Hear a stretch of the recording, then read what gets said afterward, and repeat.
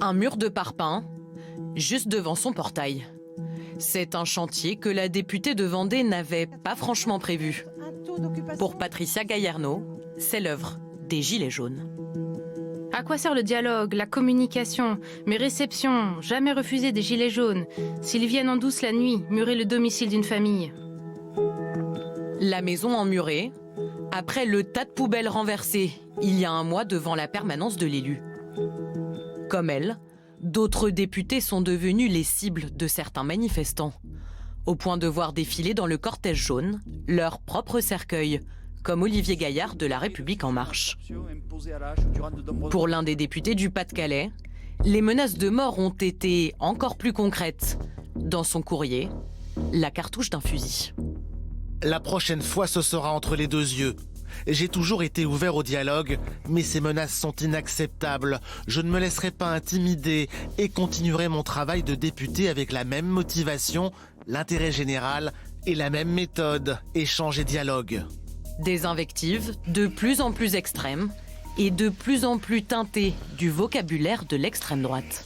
Voilà donc le courrier que j'ai reçu entre jeudi et vendredi. Donc un courrier où on se pose d'abord la question de savoir pourquoi et de quel droit un Africain viendrait se mêler des problèmes de la France. Un courrier évidemment raciste, abject, avec des propos assez violents. Après m'avoir traité finalement de sale noir, de rat de service, de noir de service, le dernier paragraphe du courrier me dit: puisque tu ne vas pas obtempérer, la meilleure façon, c'est de te mettre une balle dans la tête. Voilà. Des insultes qui visent aussi deux autres députés noirs de la majorité, Henri Berville et Laetitia Avia. C'est un courrier où on la qualifie de truie noire, où on dit dans ce courrier que Hervé Berville a malheureusement échappé aux machettes du Rwanda. Voilà, vous voyez le genre de propos que l'on peut encore s'imaginer entendre en 2019 dans une république et dans la République française. Pour ce spécialiste du racisme anti-noir, la récupération par les groupuscules extrémistes est évidente. Il y a un mouvement social de gens qui demandent des moyens économiques, et ça c'est légitime, et d'autres qui ont des combats qui n'ont rien à voir, qui sont plus des combats odieux, des combats pour le racisme, des combats pour l'homophobie, et qui essaient en quelque sorte de récupérer les choses. Il y a un vrai danger pour les Gilets jaunes, parce que s'ils ne prennent pas une distance très claire, on dira les Gilets jaunes sont racistes, ils sont homophobes, ils sont tous violents, et donc il faut qu'ils prennent des positions claires pour condamner ces récupérations.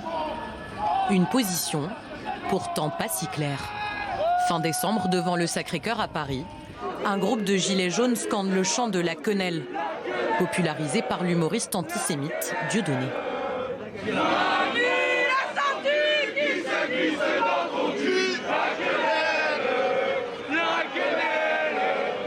Sur Internet aussi, l'antisémitisme s'affiche sans scrupule. Sur son compte Twitter, la députée de La République En Marche, Élise Fajlès, publie un florilège des attaques qu'elle a reçues. Elle a une excuse, elle est juive. Ces gens-là ne comptent pas l'argent. Ils ne sont pas chez les Gilets jaunes. Le problème numéro 2 en France, c'est eux. Le numéro 1 étant l'islam radical. Face à toutes ces menaces, la plupart des députés a choisi la fermeté en portant plainte.